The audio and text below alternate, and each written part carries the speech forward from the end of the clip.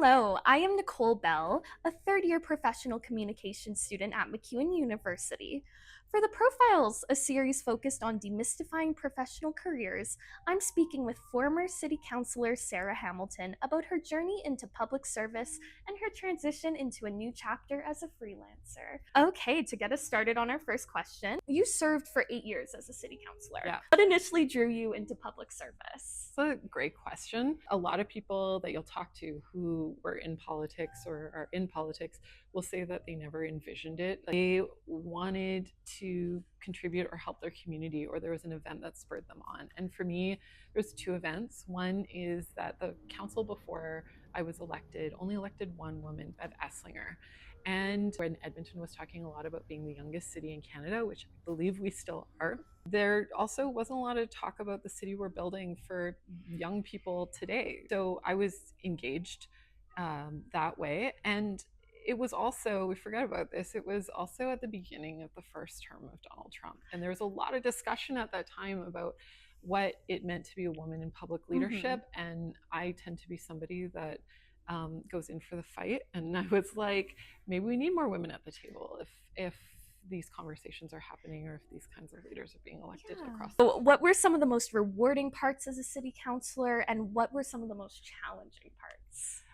The most rewarding parts to meet new people every day. You get to deal with new issues every day. You're constantly learning, and that can be really overwhelming. I was in office during the pandemic. That taught me this really difficult lesson. It was so easy at the time to kind of see the pathways and move forward based on the information you have, or it seemed like that at the beginning. And then it gets very difficult and very convoluted very quickly.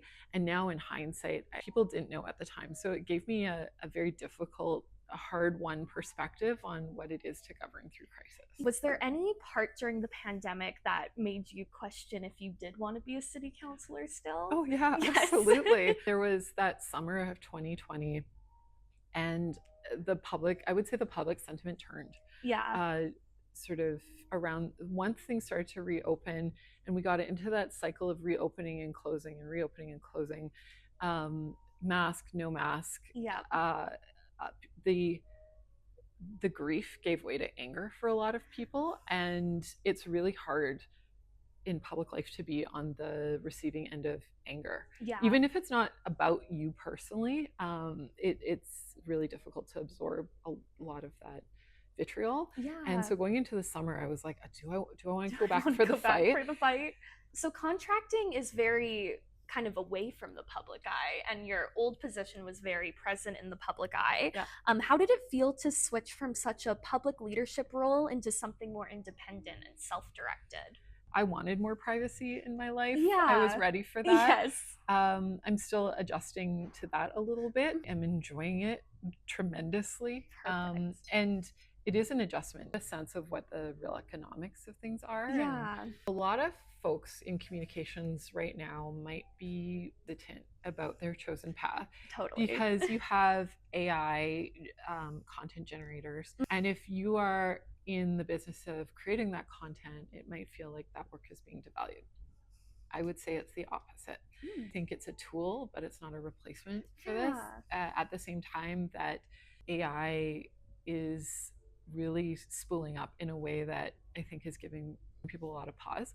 But you also learn soft skills like how to build relationships and have good ongoing relationship with people. And I don't think we teach that enough anymore. Yeah. So for my final question here to wrap us up, so for our fellow students studying communications who may not see a direct path yet, what would you tell them about versatility that this degree could present?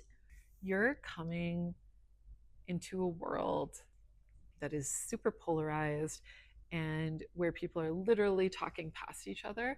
Not only is it important to have people right now who can go between these parties and understand what people are saying, it's the people who are going to help us and the people who have so far helped us build these robust social institutions and systems that allow us to look out for each other. Those are usually people with the kinds of skills that you have and you and your colleagues have. Yeah. Yeah. Okay, well, thank you so much for our interview today. It was so lovely talking to you. Oh, thank you. You're welcome. Yeah, thank you. Dad, you can hit it.